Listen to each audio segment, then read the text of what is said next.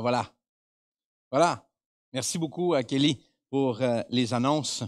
Aujourd'hui, on termine notre série de messages Portrait d'un roi où on a regardé ensemble 5 portraits ou 5 moments de la vie de David, mais principalement aujourd'hui, en fait, un 6e, parce qu'en fait, on avait 6 en tout. Et aujourd'hui, en fait, on se retrouve au palais.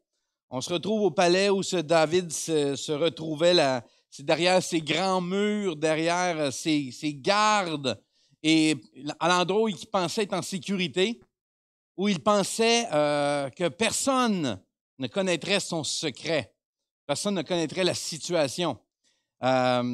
Aujourd'hui, le dernier message, le titre du dernier message aujourd'hui, c'est « Le coût de la rédemption ». Le coût de la rédemption. Parce que la rédemption, ça coûte quelque chose. Il y a un coût à la rédemption. En fait, David pensait pouvoir se soustraire et se cacher des conséquences de son péché. David pensait pouvoir être dans cet endroit-là où, comme je disais au début, dans son palais, où il se disait, bien, personne ne va se rendre compte, personne ne va voir, personne ne va savoir ce qui m'est arrivé.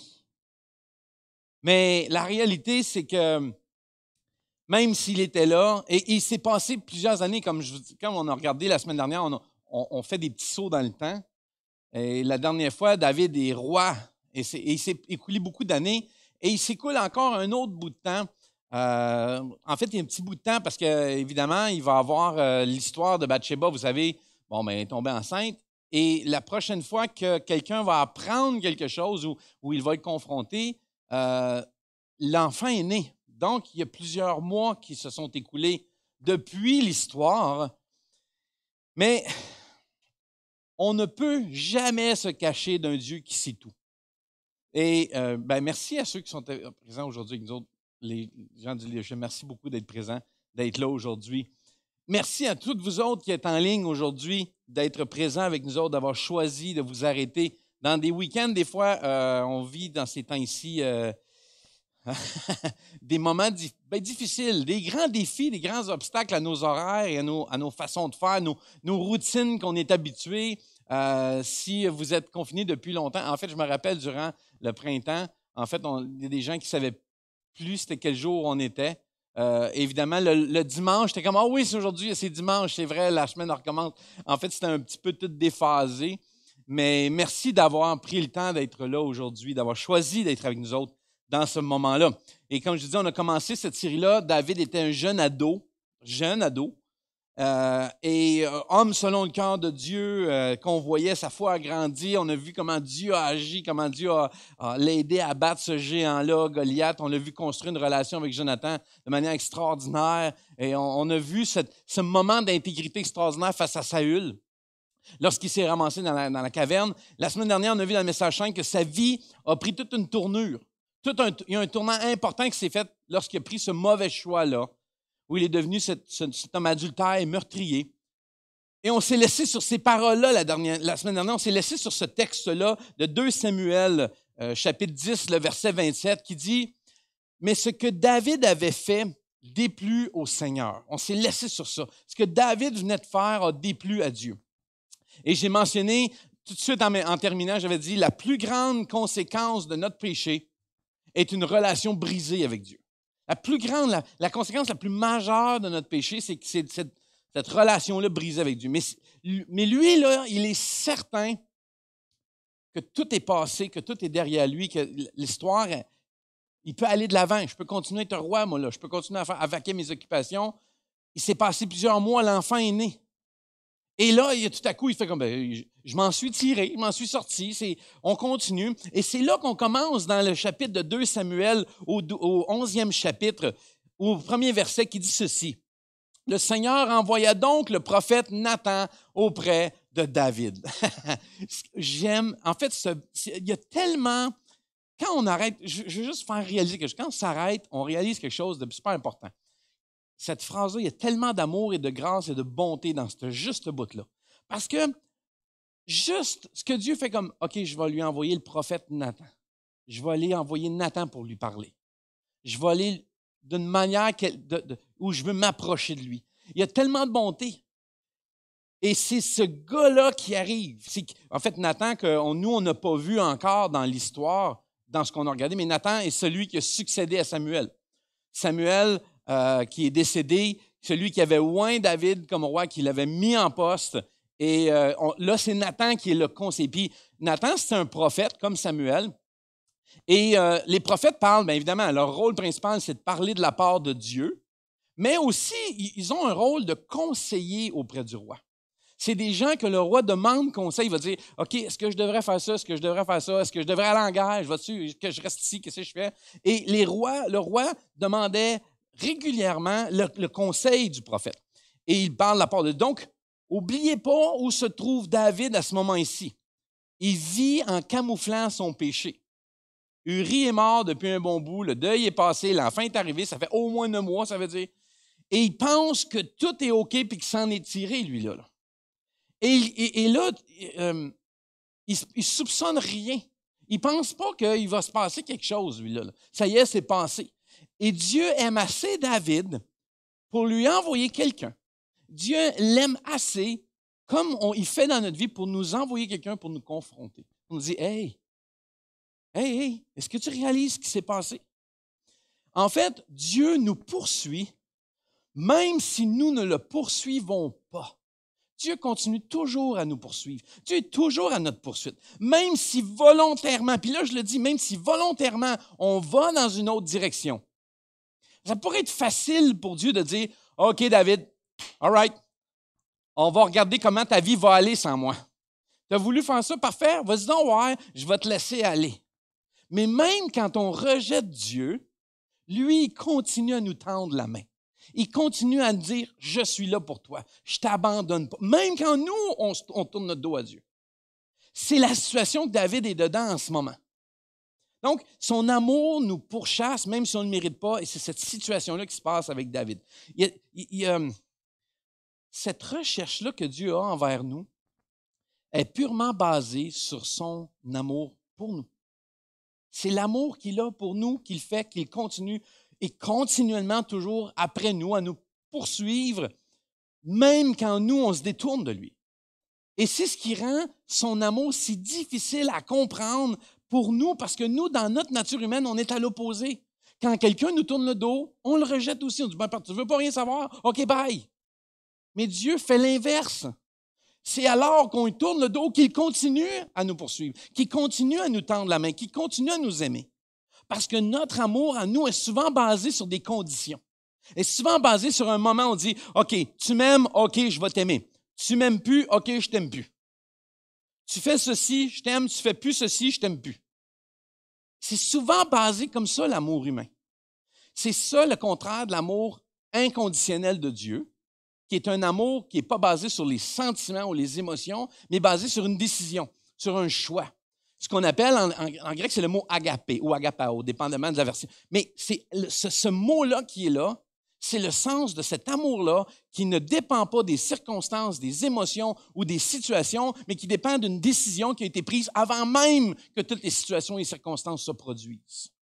Donc, Dieu dit, j'ai décidé de t'aimer, peu importe ce qui va se passer. Et là, parce que notre amour est basé sur des conditions, nous, on a de la difficulté à saisir ça. L'amour de Dieu ne change pas, il ne varie jamais, qu'on suive les règles ou pas, qu'on lui obéit ou pas, qu'on l'aime ou pas, il nous aime sans condition. Son amour n'est jamais basé sur quelque chose que je fais ou je ne fais pas. C'est sa nature d'aimer. Et il n'y a rien, en fait, c'est ça la réalité, c'est qu'il n'y a rien qu'on peut faire pour empêcher ça. En fait, on ne peut pas dire « je ne veux pas qu'il m'aime ». C'est impossible. Romains au 8e chapitre, le verset 35, et finalement le verset 38-39 à la fin, ça dit ceci. « Qui peut nous séparer de l'amour du Christ?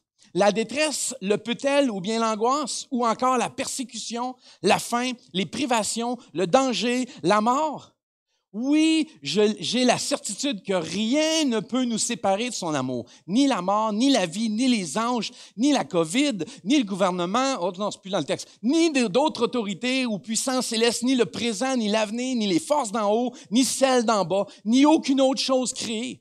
Rien ne pourra jamais nous séparer de l'amour de Dieu manifesté en Jésus-Christ notre Seigneur. En fait, il n'y a aucune possibilité que cet amour-là soit arrêté ou bloqué par quoi que ce soit.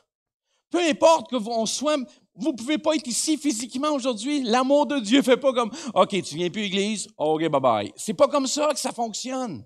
Dieu ne fonctionne pas de cette façon. Son amour n'est pas basé sur ça. Et quand on lit le texte qui dit que que Dieu envoyait Nathan à David, on voit cet amour inconditionnel là. Il lui envoie quelqu'un. Parfois, vous pouvez en arriver à avoir cette pensée-là. J'ai fait des choses tellement terribles que Dieu ne peut pas m'aimer.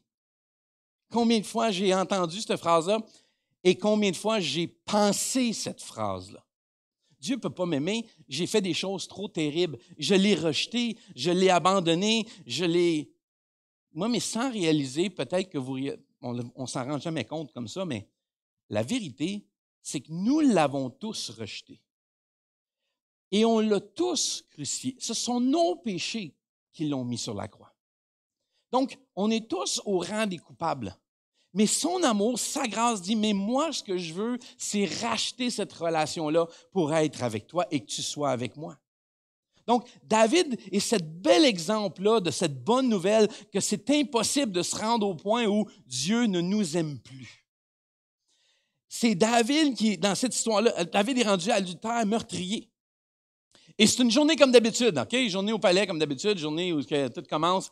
Et Nathan débarque comme d'habitude. Nathan vient au palais. Le roi a besoin de conseils. Ben ouais, je suis là, mon Dave. C'est probablement pas comme ça qu'il y a parlé. Mais, hey Nate and Dave, non, c'est pas ça. Donc, David est cet exemple-là. Et là, sa journée commence par David avec Nathan qui apporte des cas. Parce que souvent, ce que le prophète faisait, il arrive telle situation, il arrive tel cas. Qu'est-ce qu'on fait? Votre Majesté, qu'est-ce que vous voudrez trancher là-dessus? Qu'est-ce que vous voudriez qu'on fasse? Et Nathan apporte des cas. Et là, il arrive, il rentre chez le roi. Et voilà ce qui se passe. 2 Samuel, 12e chapitre, le verset 1. Comme on continue, ça dit, Nathan entra chez le roi et lui dit, dans une ville, il y avait 2 hommes. L'un riche, l'autre pauvre. Le riche avait de grands troupeaux de bœufs et de moutons. Le pauvre ne possédait qu'une seule petite brebis qu'il avait achetée. Il la nourrissait et elle grandissait chez lui en même temps que ses enfants. Elle mangeait la même nourriture et buvait le même lait que lui. Elle dormait tout près de lui. Elle était comme sa fille. Un jour, un visiteur arriva chez le riche. Celui-ci évita de prendre une bête de ses troupeaux pour le repas. Au contraire, il prit la brebis du pauvre et l'apprêta pour son visiteur. Nathan raconte cette histoire-là, puis il est en train de mettre un contexte d'une situation. David, il se doute de rien, parce que d'habitude, c'est des histoires que Nathan raconte. Il dit, écoute, David, il s'est passé telle histoire, telle personne, telle chose, telle affaire. C'est tout à fait normal. Là, je sais que plusieurs, vous le lisez, puis là, regardez ça, vous êtes chez vous, vous êtes peut-être dans votre télé, ou je ne sais pas, peut-être à la table de cuisine avec votre iPad. Vous êtes en train de lire ça, vous dites, hey, c'est bizarre, la brebis qui mange à la table avec les enfants, puis qui dort avec eux autres. Riez pas trop, hein? Parce que moi, j'ai vu plusieurs de vos posts avec vos animaux de compagnie qui, à peu près, ont fait la même affaire. Hein? Le chien et les chats qui mangent à peu près autour de la table de cuisine, en fait, où on amène le chien en crèmerie puis on lui donne la crème glacée. Arrêtez de juger. Donc, il y a cette histoire-là qui est là, où on voit une mise en contexte, une mise en situation que Nathan apporte à David. Et ça continue au verset 5 et 6, ça dit ceci. Dans la version sommaire, ça dit David entra dans. Attends une minute. David entra dans une violente colère contre cet homme. Là, David, il pète une coche. Il dit à Nathan, aussi vrai que l'Éternel est vivant, l'homme qui a fait cela mérite la mort. Il restituera 4 fois la valeur de la brebis pour avoir commis un tel acte et pour avoir agi sans pitié. David, lui, il est sûr qu'il écoute un cas, là. Vous me suivez? Là, nous, on fait comme, ouais, David, il n'a jamais vu venir ça. Non, parce que tous les jours, Nathan vient, lui rapporte les situations, on lui parle de certains cas. Et là, il fait comme, oh, ouais, ce gars-là, il a fait ça. Hey, lui, là. Et il choque, il est vraiment choqué, il est dans une violente colère. Et là, il se dit, on voit la réaction de David, et lui, il ne voit rien venir, David. Là. Le gars doit mourir. Écoute, le gars, il va payer de sa vie. Pensez-y. Il va payer de sa vie, puis non seulement un coup qu'il va être mort, il va falloir qu'il rembourse 4 fois en plus la dette. Écoute, ça commence à être sérieusement. Hey, lui, là, comprenez la colère que David a en ce moment. Et là, Nathan l'entend dans le détour, lui. La curve arrive, là. La courbe s'en vient. Et voici ce qui se passe au verset 7. Ça commence. Ça dit, alors, Nathan dit à David, cet homme-là, c'est toi. Là, on va réaliser deux choses à cette étape-là. La première chose, c'est celle-ci. C'est que le péché doit être confronté. Le péché doit être confronté. Plus on laisse le péché sans être confronté, ça va nous mener sur le même chemin qu'on voit David aller. Comme David ne voyait pas de qui il était question, savez-vous quoi? Le péché fait souvent ça. C'est-à-dire qu'il nous aveugle. Il crée des angles morts dans notre vie. Et des choses qu'on ne voit pas. On ne voit pas ce qu'on est en train de devenir. Lorsqu'on est dans cette situation-là et qu'on n'est pas confronté dans un certain péché, on ne voit pas le chemin sur lequel on s'engage. On ne le voit plus. On n'est plus capable de voir ce qu'on est en train de faire. Et ça devient cet angle mort-là dans notre vie. Mais on le voit tellement bien dans la vie des autres, par exemple. On voit tellement bien ce que le péché fait dans la vie des autres. Savez-vous pourquoi? C'est exactement ce qui s'est passé avec David. David a regardé la situation et s'est dit, ce gars-là, il mérite la mort, puis il va rembourser 4 fois ce qu'il a pris. Je ne peux même pas m'imaginer tous les mots, les qualificatifs qu'il peut avoir utilisés envers ce gars-là, en ne sachant pas que c'est de lui qui parle. Mais il a probablement amené tout ça, cette pensée-là. On le voit tellement bien dans sa vie. Et la deuxième chose qu'on voit à cette étape-là, c'est que le péché emmène cet angle mort-là, mais aussi nous aveugle. C'est-à-dire que, et moi je vous pose cette question-là aujourd'hui. Quel péché t'aveugle dans ta vie? En fait, c'est une question qu'il faut se poser individuellement, ça. Il faut qu'on puisse être capable de se poser cette question-là. Quel péché t'aveugle dans ta vie? Parce que, puis la réponse à la question est peut-être même pas nous-mêmes qui va nous la donner. Mais c'est bon de la poser à d'autres. Parce que c'est même pas sûr qu'on est capable de le voir. C'est bien de demander à d'autres personnes de pouvoir avoir cette aide-là, de dire, qu'est-ce que tu vois? Qu'est-ce que tu vois dans ma vie? Et d'avoir cette possibilité-là que quelqu'un voit nos angles morts. Le texte continue au verset 10, la deuxième partie, jusqu'au verset 10, verset 7 jusqu'au verset 10, ça dit, « Et voici ce que déclare le Seigneur. » C'est Nathan qui parle. « Le Dieu d'Israël, je t'ai consacré roi d'Israël, je t'ai sauvé des attaques de Saül, j'ai livré en ton pouvoir la famille de ton maître. J'ai mis dans tes bras les femmes de ton maître. J'ai placé sous ton autorité le peuple d'Israël et de Juda.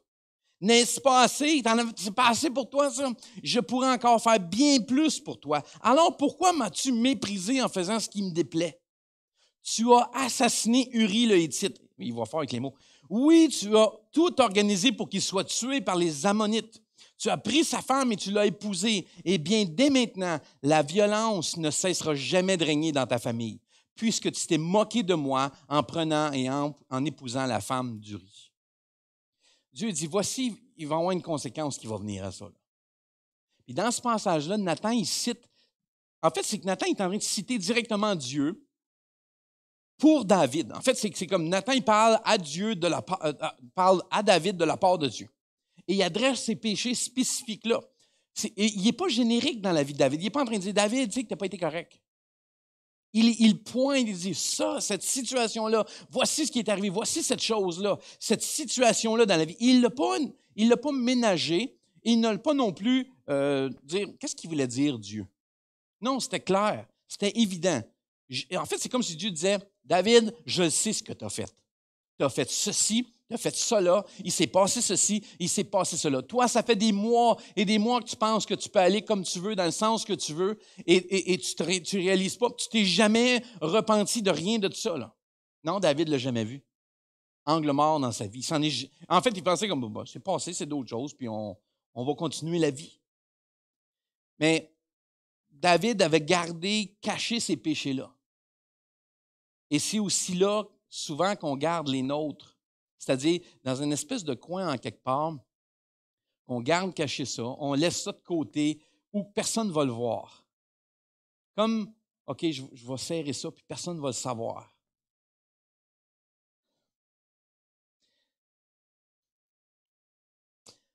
Est-ce que Dieu est en train de te parler en ce moment sur peut-être le même genre de choses qui se passent dans ta vie? C'est-à-dire, des péchés que tu mets de côté, que tu caches et que tu dis, mais personne ne le saura et je m'en tire bien pour les conséquences. Il n'y a pas de problème.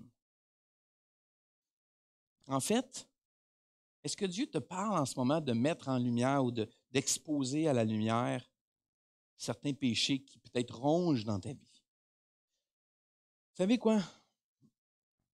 Le péché grandit, il prend de l'ampleur dans la noirceur, lorsqu'il reste camouflé. Et ce que Dieu va faire dans le texte, avec l'histoire de David, c'est qu'il va sortir de la noirceur pour exposer à la lumière. Savez-vous, puis j'ai mis ce point-là qui va apparaître à l'écran. Le péché demeure dans les ténèbres parce qu'il craint la lumière. La réalité, c'est que le péché ne veut pas être exposé. Il ne veut pas être vu. Il ne veut pas être su. Il ne veut pas que personne soit au courant de la situation. Le péché veut demeurer caché dans les ténèbres, et s'il peut rester là des années, ce qui va se passer, puis ça va finir par vous détruire. Ça va ronger de l'intérieur. Ça va faire des dégâts. Et personne, vous pouvez manager, comme contrôler toutes les situations, dire OK, on s'en sort bien, tout va bien. Personne ne s'en rend compte. Ça détruit en dedans. Et ça fait des dommages dans votre vie intérieure que vous ne voyez pas encore l'étendue des dégâts. Et c'est pour ça que c'est ce qui s'est passé avec David. David ne réalisait pas que sa relation avec Dieu commençait à s'effriter. Il n'avait plus la même relation avec Dieu. Et lorsqu'il est dans cette situation-là, et peu importe avec qui que ce soit, nous autres aussi, lorsque ça se met à nous ronger de l'intérieur, que ça se met à faire ces dégâts-là, on ne s'en rend pas compte jusqu'à ce que ça soit exposé, puis on se rend compte à quel point ça nous a détruits. Mais on le sait juste quand c'est à la lumière, juste quand le spot est dessus qu'on voit l'ampleur. Tant et aussi longtemps qu'on le garde dans la noirceur, on s'en rend pas. Ça, c'est un peu, je ne sais pas si sur la caméra, on peut me voir ici. J'ai une des caméras, je ne sais pas laquelle, mais il y a un tapis ici à terre. Et c'est comme si on prenait un coin de tapis, on le levait, puis on mettait les choses en dessous. Et en mettant les choses en dessous, on les camoufle, puis personne ne le voit, personne ne le voit. Mais ce n'est pas vrai. Parce qu'à un moment donné, ça fait des bosses. À un moment donné, on commence à voir ça commence à être bizarre. Ça, c'est quand j'ai mes filles, je leur demandais de faire leur chambre. Et quand je ramassais leur linge, il y avait 2 techniques que les filles utilisaient.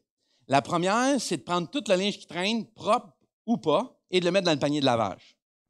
Donc, tout à coup, c'était comme « Ah, il n'a plus disparu! » Parti.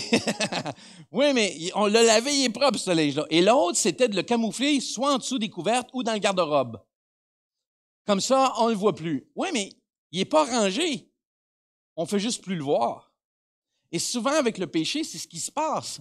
C'est qu'on ne le règle pas parce qu'on ne le confronte pas. On fait juste trouver une façon de le camoufler, de le mettre dans un contexte pour le camoufler. Donc, voici comment David répond à l'appel de Dieu sur son péché. Regardez bien comment David va répondre au verset 13. Ça dit ceci. David répondit à Nathan, « Je suis coupable envers le Seigneur, je le reconnais. » Wow, OK. D'emblée, en commençant, bing, bang, rentre dedans, tant pis pour l'imprudent.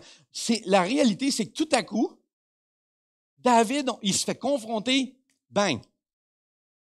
Il reconnaît immédiatement la situation. Il le sait. En fait, c'est à se demander s'il faisait juste jouer la game. Moi, je ne sais pas. Il savait, il attendait peut-être juste le temps que ça va venir. C'est une question de temps, Dieu va le savoir. Mais je suis coupable envers le Seigneur, je le reconnais. Savez-vous quoi?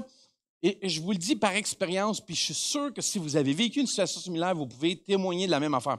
La guérison commence quand on reconnaît notre péché. Quand on reconnaît l'erreur, quand on reconnaît le manquement. Ça commence, parce qu'avant ça, c'est impossible, parce qu'il n'y a aucun, tu reconnais qu'il n'y a rien. Tu dis, ben non, tout est beau. Il y a un déni. Mais quand il y a une acceptation de dire, c'est vrai, j'ai péché, c'est mon erreur, à partir de là, le processus de restauration et de guérison commence. Et Dieu est toujours prêt à pardonner, à guérir, mais on doit sortir des ténèbres pour ça. Ça doit être mis à sa lumière. Le verset 13 et 14, ça dit, « Puisqu'il en est ainsi, dit Nathan, le Seigneur te pardonne. Tu ne mourras pas. » Parce que lui avait dit, ce gars-là devrait mourir. Et là, il lui dit, « Ouais, mais tu ne mourras pas. » Ouf! Ah ouais, si, j'aurais peut-être pesé mes mots sur ce que ce gars-là méritait. Mais non. Et là, il va dire, « Tu ne mourras pas. Seulement, dans cette affaire, tu as gravement offensé le Seigneur. C'est pour toi, ton enfant qui vient de naître, mourra. » L'enfant qui est né de cette situation-là va mourir. OK, Dieu a pardonné ton péché. Et toi aussi, tu sais, la réalité, c'est combien de fois on entend ou vous avez peut-être entendu moi ou peu importe le prédicateur ou quelqu'un qui va dire, Dieu te pardonne, Dieu pardonne tes péchés. Mais il y a un autre aspect, c'est aussi que tu acceptes le pardon du péché. Que toi, tu le reçoives, ce pardon-là. Parce que c'est une chose que Dieu t'ait pardonné, c'est une autre de dire, OK, j'accepte ce pardon-là et je me pardonne de ça. Ça, il y a deux étapes là-dedans. Dieu va pardonner ton péché et tu dois aussi te pardonner, toi aussi, tes erreurs. Et voici un des points importants qu'on peut à comprendre dans la théologie du pardon. Ça, je veux que vous compreniez que c'est important. Quand Dieu pardonne votre péché, quand Dieu dit ton péché est pardonné, il te rend juste devant lui, il enlève l'offense, il enlève l'erreur, le péché qui est là. Mais ça n'enlève pas la réalité des conséquences que ce péché génère. C'est ça qu'il ne faut jamais oublier. Et ça, c'est bien comprendre cette théologie-là que le pardon n'efface pas ou le pardon n'annule pas les conséquences. Ce n'est pas parce que tu es pardonné qu'il n'y a plus de conséquences. Parce que si c'était comme, OK, je m'en vais en quelque part et puis je vole une banque. Ah, mais j'ai demandé pardon. Oui, mais ça n'enlève pas les conséquences de ton geste. Le pardon, c'est une chose. Les conséquences, c'est une autre chose. Le péché génère toujours des conséquences. Toujours, toujours, toujours. Et ça ne les enlève pas. Regardez bien ça, Galates au 6e chapitre, le verset 7 et 8, dans la parole de vie qui dit « Ne vous trompez pas à ce sujet, Dieu ne permet pas qu'on se moque de lui. Chacun récolte ce qu'il a semé. Si quelqu'un sème ce qui plaît à ses désirs mauvais, il récoltera ce que ses désirs produisent, c'est-à-dire la destruction. Mais s'il sème ce qui plaît à l'Esprit Saint, il récoltera ce que l'Esprit Saint produit, c'est-à-dire la vie avec Dieu pour toujours. » Donc, ce qui est en train de dire dans le verset, c'est « OK, soyez pas dupes, là. Faites-vous pas d'illusions. Ce qu'une personne génère, ce qu'elle sème dans sa vie, elle va récolter de ça. C'est sûr que vous allez récolter. C'est pas si, c'est quand. Et souvent, les gens disent, oh, ouais, mais moi, j'ai fait ça et j'ai jamais eu de conséquences. Ah, ouais, attends, il y en a des conséquences. Fais juste, attends une minute. Le temps va aller dans cette direction-là. Et dans ce texte-là, on peut semer dans deux sens. On peut semer pour la parole, c'est-à-dire avec l'esprit ce que le Seigneur veut, ou semer ce que notre désir ou notre chair, ou dans ce qu'on pourrait nommer la nature pécheresse de l'homme, génère. Donc, on voit cette vérité-là tout au long de la Bible. Tout au long de la Bible, on le voit, Adam et Ève, choix, conséquences. On le voit aussi, Moïse, qui a frappé le rocher. Au lieu de faire ce que Dieu lui avait dit, parle au rocher, lui, il l'a frappé, il y a eu des conséquences, pas rentrer dans la terre promise. Partout, on va le voir au niveau de toute la Bible, Ancien et Nouveau Testament, qu'il y a des conséquences à nos gestes, toujours. Et ces conséquences-là, on ne peut pas les éviter. On ne peut pas les enlever. Parce que Dieu est fidèle et juste pour nous pardonner, et ça, c'est vrai, mais ça n'efface pas les conséquences qu'on génère. Donc, on continue dans Samuel au 2e chapitre, lorsque ça dit au verset 15 à 18, ça dit, « Puis Nathan retourna chez lui. » Nathan repart du palais. Le Seigneur frappa d'une maladie l'enfant de Bathsheba, la veuve d'Uri avait donné à David. David supplia Dieu en faveur de l'enfant. Il se mit à jeûner. Et quand il rentrait chez lui, il passait la nuit couché à même le sol. Les plus respectés de ses serviteurs vinrent auprès de lui, ils l'invitèrent à se relever, mais il ne voulut pas. Il refusa même de manger quoi que ce soit avec eux. Au bout d'une semaine, l'enfant mourut. David a essayé d'éliminer les conséquences du péché qu'il avait généré. Pouvez-vous vous imaginer pendant une semaine? Le texte ne nous dit pas rien de ça. Imaginez pendant une semaine de temps la souffrance que David a pu avoir vécue. En fait, au point où il n'a pas voulu manger, il ne voulait pas se lever, il ne voulait pas voir personne, il voulait rester avec l'enfant, mais l'enfant est mort. En fait, je veux clarifier quelque chose pour plein de personnes, parce que je l'ai entendu souvent, ce genre de phrase-là. Mais je veux clarifier quelque chose de bien important ici. La perte d'un enfant n'est pas liée à une conséquence de Dieu ou d'un péché. Je veux que vous compreniez ça, là. Parce qu'il y a des familles, il y a des gens qui ont perdu des enfants. Ça n'est pas lié à ça. Il y a un contexte bien précis dans ce texte. Parce qu'il y a des gens qui utilisent ce genre de texte-là pour faire une association. Ah, tu as perdu un enfant? C'est comme David. Reconnais ton péché. Reconnais tes... Non, non, non, non, non, non, non, non, non, non, time out. C'est pas vrai, ça. Enlevez-vous cette culpabilité-là ou cette responsabilité de condamnation-là. C'est pas vrai. C'est pas lié à ça. Donc, quand on regarde ce genre de texte-là, il faut les mettre dans un contexte bien particulier, ce que Dieu avait déjà mentionné à David. Voici ce qui va se passer à cause de ça. mais ce n'est pas une généralité. Ce n'est pas parce que c'est comme ça que je l'ai fait, que ça s'est passé à ce coup-ci, que ça va toujours se passer comme ça. Et j'ai mentionné la semaine dernière qu'on peut choisir le péché, mais on ne peut pas choisir les conséquences. Donc, on ne peut pas dire « Ah oui, c'est à cause de ça ». Non, ce n'est pas ça. Moi, je vais un petit peu plus loin que ça cette semaine. Je vais un petit peu plus loin quand je dis « On ne peut pas choisir le péché, mais on peut choisir le péché, mais pas les conséquences ». Je vais ajouter à ça aujourd'hui. Je vais dire « On ne peut pas choisir qui ni comment notre péché blessera les autres. » On ne peut pas choisir qui ni comment notre péché va blesser les autres. On ne sait pas. Je ne sais pas qui ça va affecter et je ne sais pas comment ça va les affecter. On voit dans l'histoire le nombre de personnes touchées par le péché de David. C'est fou, c'est hallucinant. On dit, ouais, mais c'est Uri. Non, attends une minute. Il y avait des gars avec Uri qui ont été tués dans l'histoire. Bathsheba, elle a perdu son mari. Elle a perdu son amour. Elle a perdu son premier-né. Elle a perdu son enfant. Il y a des générations qui ont été atteintes et ça a amené cette situation-là. Parce que, tu sais, suite à ça, là, on dit, OK, il y a Uri, il y a eu les gars, il y a eu Bathsheba, l'enfant. Mais suite à ça, il y a une autre affaire. C'est que Dieu dit, plus jamais l'épée ou la violence va quitter ta famille. Des générations et des générations ont subi ou ont été atteintes par cela. Et ça l'a mené, ça, à la division du royaume de Juda et d'Israël. Ça a amené, donc, il y a des conséquences importantes. Le péché, c'est sérieux et ça a de graves conséquences. Il faut qu'on le prenne au sérieux. Parce qu'on prend ça pour acquis. Bon, c'est pas grave, Dieu va me pardonner. Tu sais, l'espèce de phrase qu'on fait des blagues avec, c'est plus facile de demander pardon que de demander la permission. Tu sais, cette phrase-là, oui, je comprends l'idée. Mais c'est pas juste le pardon, c'est les conséquences que ça génère avec tout ça. Donc, ça c'est souvent mal interprété ou mal vu. Donc, je veux clarifier tout ça aujourd'hui. Alors, dans ce contexte-là, comme je mentionnais tantôt, le péché, c'est sérieux, on doit faire attention. Puis, on se pose la question, qu'est-ce qu'on doit faire pour ne pas devenir David dans cette situation-là? Qu'est-ce qu'on doit faire pour ne pas être comme David dans ce genre de contexte-là? Il y a des principes bibliques que je vais terminer aujourd'hui qui nous aident à nous protéger quand on est embarqué dans ce chemin-là ou quand on se ramasse dans cette situation-là. Et je vais vous donner rapidement quatre principes bibliques par rapport à ça. Le premier, c'est l'imputabilité. C'est quoi l'imputabilité? L'imputabilité, c'est de donner aux autres la permission de pointer nos angles morts. C'est de donner à des personnes dans ma vie de dire « Hey, moi, là, je vais être imputable. Pose-moi des questions.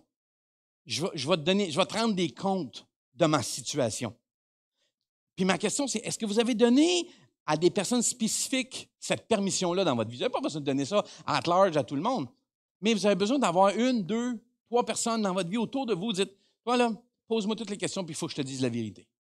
Il faut que je puisse rendre des comptes. Ce qu'on réalise, c'est que Jonathan n'était plus là dans la vie de David. Il n'y avait plus cette relation-là que David avait avec Jonathan. Alors, qui était là pour confronter David? Et qui était là pour être imputable à David? Ou que David aurait été imputable. Je me demande combien de mauvais choix dans notre vie on aurait pu éviter si on avait permis à des personnes de pointer nos angles morts. Si on leur avait donné la permission de dire « Hey, tu es en train de te planter, qu'est-ce que tu fais là? » Si on avait donné le droit à des gens de nous confronter, de nous corriger, de nous reprendre et dire « Ça, c'est une mauvaise direction que tu es en train de prendre là. » De donner cette proximité-là.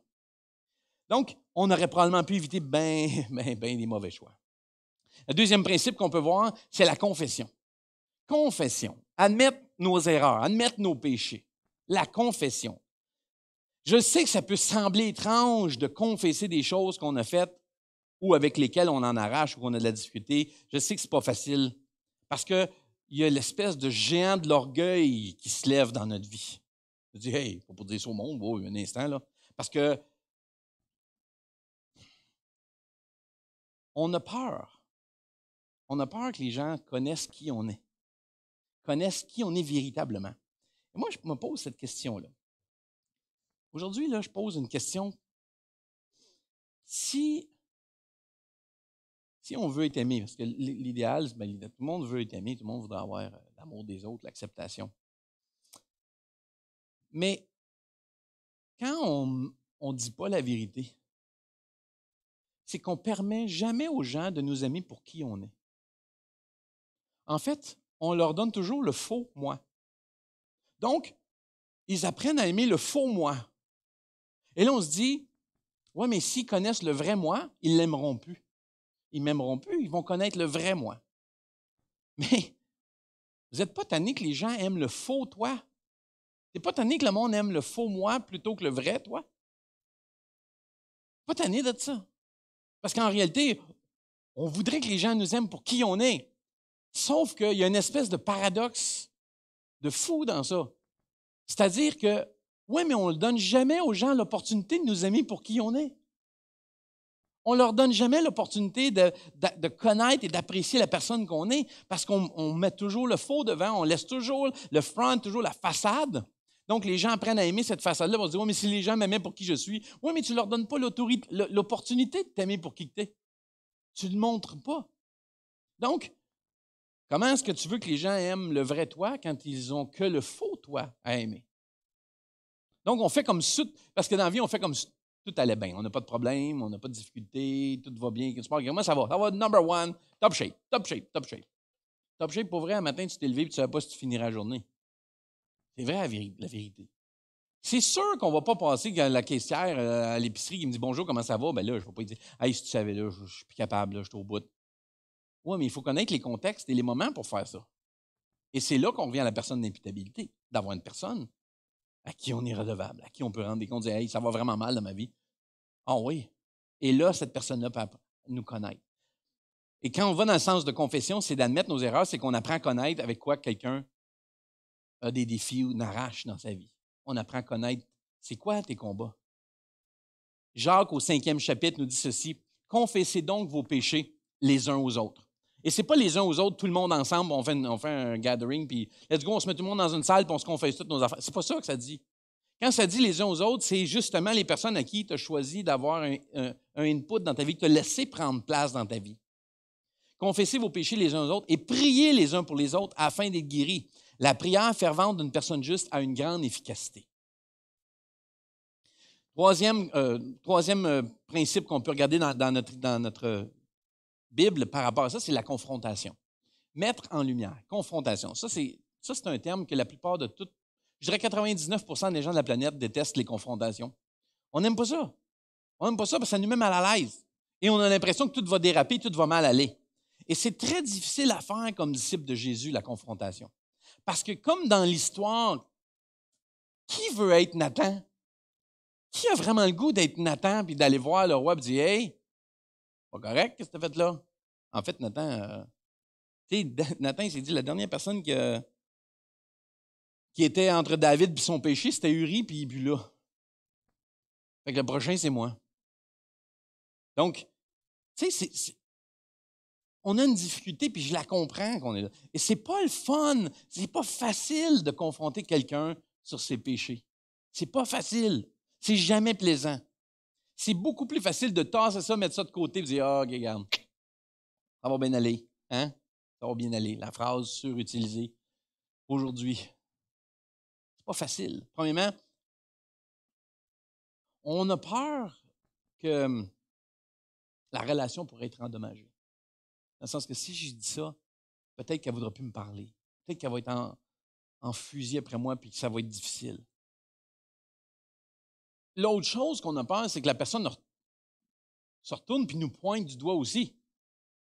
Puis toi, t'es qui pour me dire ça? T'es qui pour me dire telle affaire? Mais la réalité, c'est que la Bible nous donne des étapes de comment bien faire les choses pour que ça soit bien fait. Regardez bien dans Matthieu 18e chapitre, le verset 15 à 17. Enfin, on va voir le fond de l'histoire. Si ton frère se rend coupable à ton égard, va le trouver seul à seul. Pas besoin d'aller mettre ça sur Facebook, tu n'as pas besoin d'aller poster quoi que ce soit, tu n'as pas besoin de dire à plein de monde, tu sais pas quoi, tu sais pas quoi. Non, va le voir, va voir cette personne-là et montre-lui sa faute. S'il t'écoute, tu auras gagné un frère. Mais s'il refuse de t'écouter, prends une ou deux personnes, autres personnes avec toi, afin que, comme dit l'Écriture, toute affaire soit réglée sur le témoignage de 2 ou 3 personnes. Dans le sens que mets d'autres mondes là, juste pour qu'ils puissent servir de tierce partie avec vous autres. S'il refuse de l'écouter, dis-le à l'Église. Et s'il refuse d'écouter l'Église, considère-le comme un incroyant ou un collecteur d'impôts. un pécheur, un collecteur d'impôts. Non, mais vous pouvez vous imaginer à l'époque comment les collecteurs d'impôts étaient vus. Hein? Et là, là, là, là. Donc, si vous travaillez pour Revenu Canada ou Revenu Québec, je ne vous pointe pas du doigt aujourd'hui, faites-vous en pas avec ça. On ne va vous mettre pas dans cette catégorie-là. Mais la réalité, c'est que quand ça dit « dis-le à l'Église », ça, je l'ai souvent mal expliqué. Mal expliqué aux gens, c'est de dire « oh, ben là, le monde a dit ça ». Premièrement, il parle de gens qui suivent Jésus. Commençons une chose à la fois, là. Si un frère, c'est-à-dire quelqu'un qui est déjà croyant, qui a décidé de suivre Jésus, pas quelqu'un qui ne suit pas, puis dans le monde, puis il fait n'importe quoi, c'est pas ça que ça dit. Ça ne dit pas de partir et d'aller confronter tout le monde. C'est pas ça que ça dit. Ça dit, si ton frère, puis tu en es témoin, pas j'ai entendu que moi j'ai constaté telle chose, je vais aller te voir. Je vais aller t'en parler.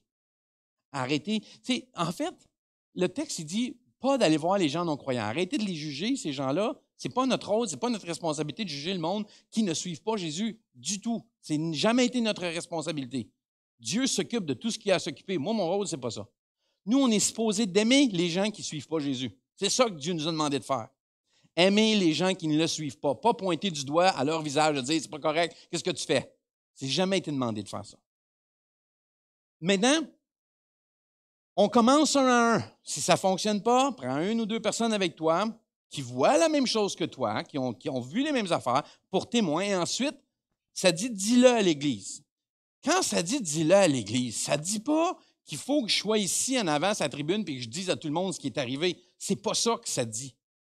Dis-le à l'Église, c'est va voir les dirigeants, va voir le pasteur, va voir l'équipe, va voir le comité, les gens que tu places qui sont en leadership de l'Église. Va leur dire à eux cette situation-là. Fais-en part à l'Église. Et ensuite de ça, s'ils refusent d'écouter, considère-le comme un incroyant ou un collecteur d'impôts. Ça ne dit pas de le rejeter, ça ne dit pas de le blaster, c'est pas ça que ça dit. Considère-le comme un croyant, un collecteur d'impôts. On revient à la case départ. Comment est-ce qu'on doit traiter quelqu'un d'incroyant? On l'aime. Allô? On l'aime. Les aimer, c'est ce qui nous est demandé. Et finalement, quatrième principe qu'on peut voir, c'est la repentance. C'est quoi la repentance? C'est de nous détourner de nos péchés. Le mot repentance, c'est super simple, c'est un concept super simple à comprendre dans la Bible. Le mot veut dire changer complètement 180 degrés de direction. Ça veut dire, je m'en allais par là, je m'en vais maintenant par là. C'est ça que ça veut dire repentance. Je me détourne de mes péchés. Je m'en vais dans la direction des péchés. Non, fini, je change de direction. Et l'objectif de tout ça, c'est de restaurer la relation avec la personne qui est Dieu. Premièrement, et évidemment, la relation qu'on a, nous, avec Dieu, et inclusivement, relation avec nous-mêmes. Parce que souvent, je sais que ça sort un petit peu de contexte, mais souvent, on entend les textes comme qu'est-ce que la Bible dit? Aime ton prochain comme toi-même. Oui. Mais est-ce que tu t'aimes toi-même? Parce que si tu ne t'aimes pas, si tu n'es pas capable de pardonner toi, ça va être difficile de le faire pour les autres. Si tu le fais à la même mesure que toi-même, je ne me pardonne pas puis je ne m'aime pas. Donc, je ne pardonne pas les autres puis je ne les aime pas. C'est difficile s'il n'y a pas eu nous-mêmes une relation qui est restaurée avec nous-mêmes aussi par rapport à ce que Dieu fait. C'est pour ça que je disais au début, ce qui est important, que Dieu nous pardonne, mais d'accepter ce pardon-là puis de l'appliquer pour nous-mêmes dans notre vie. C'est-à-dire, il faut que je pardonne à Jean-Marie les erreurs que Jean-Marie a faites parce que Jean-Marie m'a mis dans le trouble. C'est ça qui est arrivé.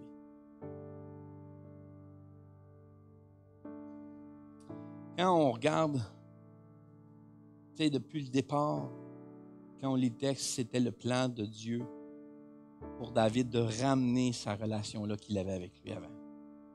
L'objectif, c'était de dire, David, t'es parti loin de moi, là. Tu m'as déplu. Tu as fait ce que je ne voulais pas que tu fasses. En terminant toute cette série-là, je veux pas qu'on manque ce point-là. Savez-vous, c'est un des pires moments de la vie de David. Un des pires tournants de sa vie. Imaginez un instant si quelqu'un écrivait un livre sur le pire moment de votre vie. Le pire moment que tu as vécu. Qu'il le publiait pour que tout le monde puisse le lire. Ouf! Voici comment Dieu a fait ça avec David. Et moi, je vais vous montrer une image hallucinante de la grâce infinie de Dieu. Vous savez, David est dans son pire moment, c'est la pire situation, c'est catastrophique. L'histoire ne s'arrête pas là. En Matthieu, au 1er chapitre, versets 5 et 6, ça dit « Obed fut père de Jessé, ou Isaïe, dépendamment des versions. Jessé, père du roi David. David fut père de Salomon. Sa mère avait été la femme d'Uri. » Dieu a pris le pire de la vie de David, le pire moment, et l'a changé en ce que Dieu a de mieux. Comment? Parce qu'à travers Salomon, c'est la lignée de laquelle Jésus est venu. De cette erreur-là monumentale, ce péché-là incommensurable, Dieu a pu prendre le pire de la vie de David et le transformer en quelque chose d'extraordinaire. D'où est venu mon sauveur, votre sauveur. Dieu a pu changer cette situation-là. Peut-être que tu penses que tu es trop loin. Que tu es trop loin parce que ton péché est trop grave, puis c'est trop mauvais. Là, tu te dis, « Oh, mais tu ne comprends pas. C'est vrai, tu as tellement raison, je ne connais pas. » C'est vrai. Je ne connais pas ton passé, je ne connais pas tes erreurs, je ne connais pas tes péchés, je ne connais pas ton passé, je ne connais pas ça, c'est vrai, tu as tellement raison. Mais moi, je connais quelqu'un qui connaît tout ça. Dieu connaît ton passé, Dieu connaît tes péchés, Dieu connaît tes erreurs. Mais vous savez quoi? Moi, je connais celui qui ne s'est pas arrêté au passé de David. Il ne s'est pas arrêté là. Dieu ne s'est pas arrêté à cette situation-là. Il y a cette caractéristique-là qui ressort toujours dans la Bible et on le voit encore plus dans cette histoire-là. Dieu t'aime. Dieu t'aime d'un amour qui va bien au-delà de ton passé, bien au-delà de tes péchés, bien au-delà de tout ce que tu peux avoir commis. L'amour de Dieu ne cessera jamais, peu importe ce que tu as commis, peu importe les erreurs qui se sont présentées dans ta vie ou que tu as pu faire. Tout ce que tu as fait comme erreur, comme péché, en fait, c'est pas ça qui arrête Dieu. Et aujourd'hui, ça serait une erreur de ne pas te donner l'opportunité de recevoir cet amour-là. Le seul prérequis à l'amour de Dieu, c'est que tu l'acceptes, que tu le reçoives. C'est la seule prérequis. Quand on lit cette histoire-là de David, on peut sembler dire « Oh my God, qu'est-ce qu'il va faire avec tout ça? » Mais la réalité, c'est que Dieu a pris le pire de la vie de David pour en sortir le meilleur. Celui qui était pour du péché de David, Dieu a pris celui qui était pour enlever les péchés du monde. Dieu a transformé cette situation-là. Et il peut le faire dans ta vie. Transformer ta situation la pire, le moment le plus tragique, le moment le plus difficile, le moment le plus honteux. Dieu peut le prendre et changer complètement le cours de ta vie. Et aujourd'hui, si tu dis « Hey, moi, j'aimerais ça, prendre cette opportunité-là, ou j'aimerais reprendre cette opportunité-là, de recevoir cet amour-là. » Ben aujourd'hui, je te donne cette opportunité-là. Si tu le veux, tu as juste à suivre ma prière. Tu peux prendre les mêmes mots que moi ou utiliser tes propres mots à toi, c'est pas grave. Jésus connaît ton passé. Et c'est important parce que Dieu le connaît. Et c'est tout à propos de toi. Malgré tout ça, il t'aime, il te tend sa grâce, son amour, son pardon pour ta vie. J'aimerais juste qu'on puisse fermer nos yeux un instant. Que si tu veux prendre cette décision-là de dire « Je veux le recevoir, je veux suivre Jésus », que tu puisses le faire. Ferme nos yeux un instant. Seigneur Jésus, je reconnais mes péchés. Je confesse devant toi mes péchés. J'ai besoin de toi dans ma vie. J'ai besoin de ton pardon, ta grâce. Viens me pardonner. Viens vivre en moi. Je veux prendre cette décision de te suivre. Que tu puisses restaurer la relation avec toi. Restaurer ma vie pour ta gloire. Je prie, Seigneur, aussi pour les chrétiens qui sont à l'écoute aujourd'hui. Il y a 4 points qu'on a regardés ensemble. Je prie, Père, que tu puisses nous donner la force l'audace et le courage de mettre en application ces points-là dans notre vie. Et qu'aujourd'hui, on puisse, Seigneur, être ces témoins-là de vie transformée, ces témoignages-là pour les gens qui nous observent. Et de voir que le péché est là, mais le pardon est plus grand que ça. Comme l'apôtre Paul dira, là où le péché abonde, la grâce surabonde. Seigneur, tu viens couvrir. Et qu'on apprenne à prier les uns pour les autres en confessant les uns aux autres, dans cette imputabilité. Qu'on puisse confronter aussi un frère, une sœur qui, peut-être qu'on est témoin, qu'on ait l'amour de le faire avec douceur, avec gentillesse, avec cet amour-là et cette grâce-là, à laquelle on aimerait aussi pouvoir que quelqu'un nous dise « Hey, tu sais, fais attention, c'est peut-être pas le bon chemin que tu es en train de prendre. » Seigneur, je prie aujourd'hui que ces personnes, que ce soit les gens qui viennent de décider de te suivre ou qui soient croyants depuis longtemps, que dans toutes les situations, ça peut servir pour ta gloire. Au nom de Jésus. Amen. Je vous souhaite un bon dimanche. Que Dieu vous garde. Bye.